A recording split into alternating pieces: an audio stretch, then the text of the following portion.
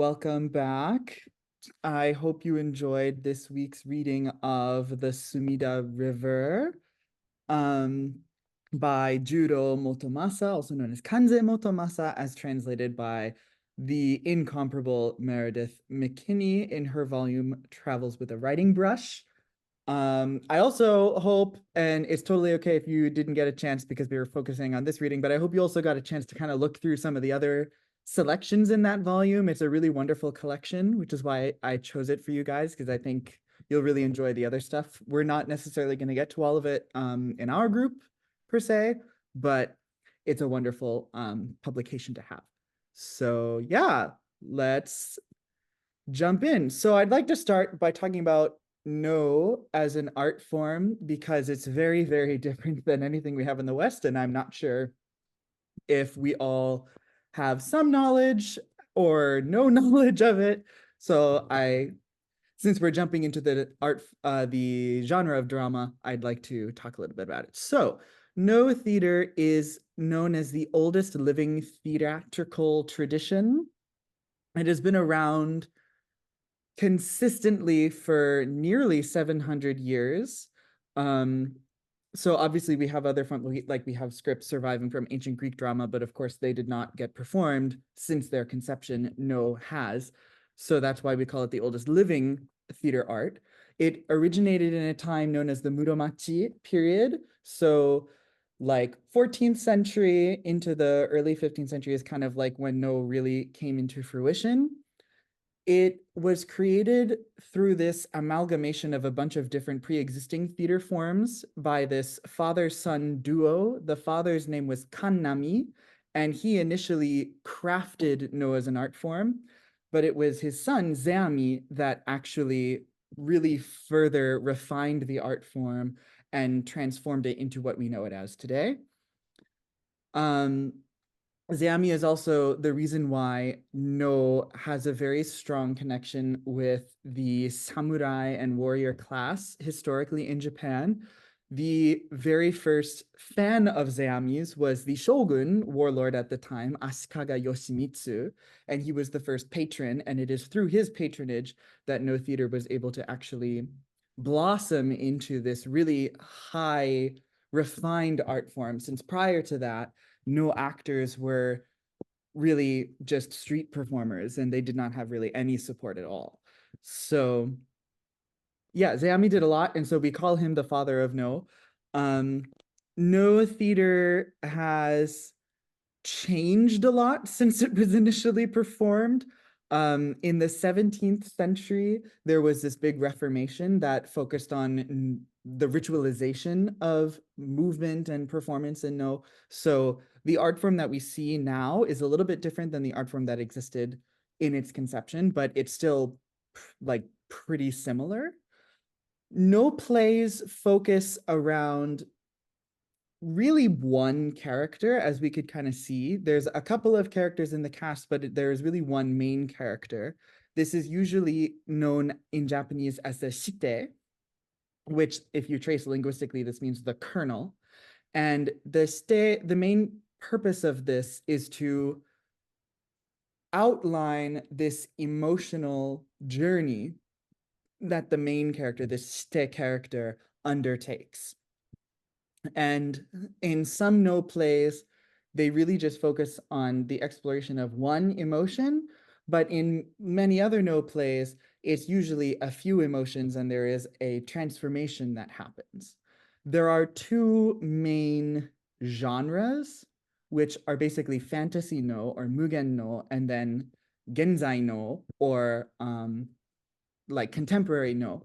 And the main difference is that contemporary No is about humans, and fantasy No is usually surrounding around a character supernatural in origin, whether it be a ghost or a god or a demon or something like that. So this play that we read is a contemporary piece. There are 5 main acting traditions in No theater. The author of this play, Juro Motomasa, was the first head of the Kanze school, which is the largest school in No. It makes up about 70% of the No world today. And the other or the other four schools remaining are Kongo School, Kita School, Komparu School, and Hosho School. And if any of you are a fan of the FX series Shogun, there was a little bit of no theater performed in one of the episodes, which was in the Hosho tradition, since they actually got the head of the Hosho school to compose a piece for that episode. So that's a little fun fact. Types of plays, there are 5 main categories of no. The categorization system was developed in the 17th century, well after most of the repertoire had already been written. So it's not perfect, but it is pretty accurate, and it's used by both actors and scholars alike, so we have to talk about it. The first category is wakino, or plays about gods. The second, shuramono, is plays about warriors. The third, kazuramono, is about women. The fourth, kyojomono, which is the genre that this play belongs to, is about mad women specifically. And then the fifth, kirino, is about demons. The final thing I'd like to say before I move on is that no theater is a very minimalist art form. So the acting in no, the acting styles of movement, and also like the costuming, the props and everything, it's very much focusing around suggestion rather than a more accurate representation of what is happening. So what this means is that for movement, for example, no theater is based around these forms called kata, and they are very restrictive, they're very reserved. The point of no, and the point of these movements is to actually separate the actor as much as possible from the character that they're playing, so that through these forms, the spirit of the character can actually manifest itself and tell their own story. So we move on to this play, right? Sumida River is a kyojo mono piece, a mad woman piece. Mad woman pieces are very interesting. They come in many different forms. A lot of the standard mad woman pieces are in the mugen or fantasy style, in which the mad woman transforms more or less into a demon through their emotions. This, though, is kind of a subcategory within the kyojo mono mad woman genre or category, which is known more or less as the weeping mother plays. There are a couple of, or there's a handful of these plays that are very, very popular besides Sumida River, such as the play Midera, which is another piece about a mother who has been separated from her son and is searching everywhere for him.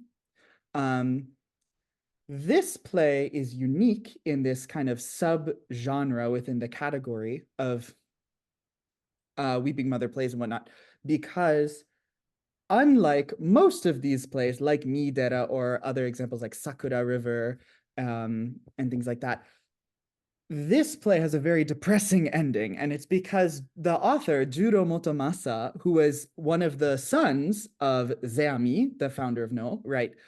He was very much focused on an more or less accurate representation of the atmosphere at the time and the problems that people faced at the time. And so child slavery and kidnapping was a really big issue in the medieval time, in the Muromachi period when this piece was written. And usually these stories in real life did not have very happy endings. So the author, Juro Motomasa, wanted to reflect that in his story rather than trying to make it more of this unrealistic happy ending where mother and child are reunited. No theater is really famous for this deep intertextuality with the Japanese classics. And this play in particular, the Sumida River, is almost this gigantic allegory or connection for the 9th chapter or section of the Tales of Ise, known as Azuma Kudari, or Traveling to the East. The Tales of Ise is a very old classic. I think we've talked about it before in this group. It is outlining the life and times of this very famous courtier named Aribara no Narihira, that a lot of scholars say is the basis for the character of Genji in the Tale of Genji. Very beautiful man, very highly skilled at all of the arts, and is very famous as a poet.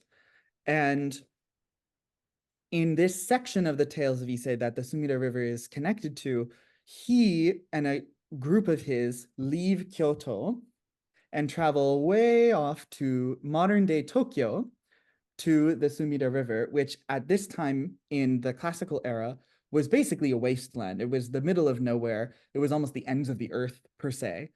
And while he's there, he composes a handful of very famous poems. And one of these poems is when he sees birds and he asks a local, what are these birds? And they say, oh, they're called miyakodori, capital birds. And so because he thinks, obviously, Miyako, capital, he thinks of his home in Kyoto and he thinks of his wife that he left behind, he makes this beautiful poem that I'll talk about a little bit later, where he is asking the birds of the state of his wife. And is she still alive? Is she not? How's she doing? Because he misses her. And so in this play, she is citing this poem and she's using it to relate her own strife. She being the mad woman, being the mother character, right? She is using this poem and really relating it to her own strife, asking the capital birds after her son. Is her son alive? Is he not alive? There are a ton of Buddhist themes in this work. They have a lot of chanting of Namu Amida Butsu at the end, which is a prayer to the Amida Buddha. And No Theater is very famous for its connections to Buddhism. There are other No plays where they have whole long Buddhist chants that they chant at the end. And the second half of some plays are literally just prayers sometimes. So there's a lot of Buddhist imagery that is used. And I wanted to also talk about this. This play, The Sumida River, actually has two endings that are traditionally performed. The one that I am more familiar with and that I kind of appreciate more and I like more is that at the end, she realizes her son is gone, she sees his grave, and then the spirit of the son manifests itself in front of her, and they have an interaction until the sun rises and he dissipates forever. That is the ending that we all read. The other alternative ending, though, is that this is just the ravings of a madwoman and that she believes her son, or the spirit of her son, has appeared before her, but in reality, he's not. And nobody else can see or hear him at all. And so it's really, really heart-wrenching. I also wanted to take a moment to talk about this image. So No Theater is very famous for its use of masks. Historically, there are over 300 different kinds of masks. Now they have been grouped into a very neat official 66. And these masks represent character archetypes more than like stock characters.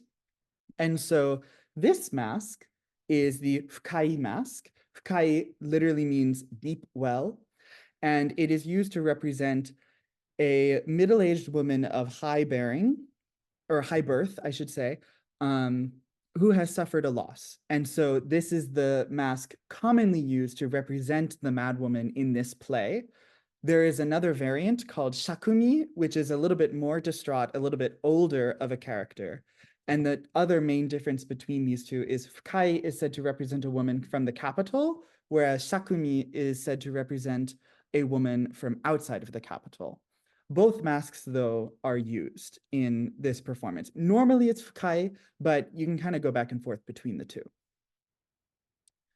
So this is the poem that is so very popular in this play. Nani shio aba, izakoto to wa miyakodori, waga omou hito wa arianasi ato. This is my own translation. Oh, capital birds, if your name be true, then tell me, does the one I love still live in this world? As I said, this is very much used by the madwoman to relate her own strife of losing her son and trying desperately to find him. And there's a really beautiful section that we read in the middle where she and the ferryman are going back and forth, kind of finishing each other's sentences, talking about how, you know, yearning for one's wife and yearning for one's son is the same. Ideal, like when you get to the root of the emotion, which is a very interesting claim to make, I think. But I just wanted to share this poem, or highlight it at least.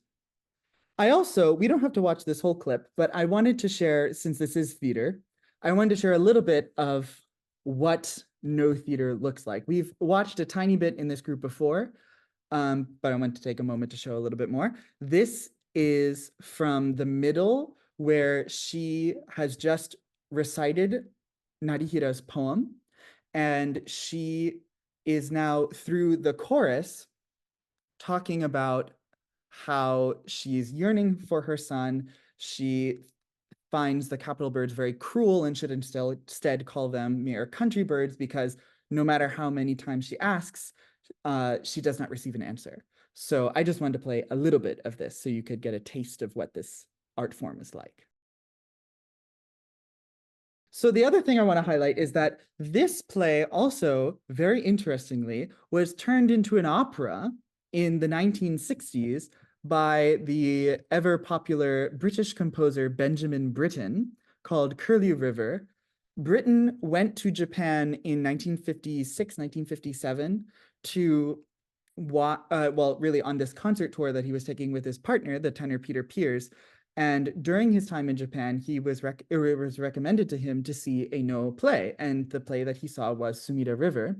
And he loved it so much that he wanted to make his own version of it when he came back. And the result was this opera, Curlew River, which takes the story and it kind of translates it into the context of medieval England. And instead of being a Buddhist play, it becomes a Christian parable. So I have another little clip. This is kind of a trailer for one production of this work, but I wanted to show a little bit of it so that you could get a taste of what this is like, since I think this is a very interesting interpretation of this very Japanese art form in a Western context. That's pretty much it for my presentation. I would love to open up the floor to you guys and hear your thoughts on the play. What do you think?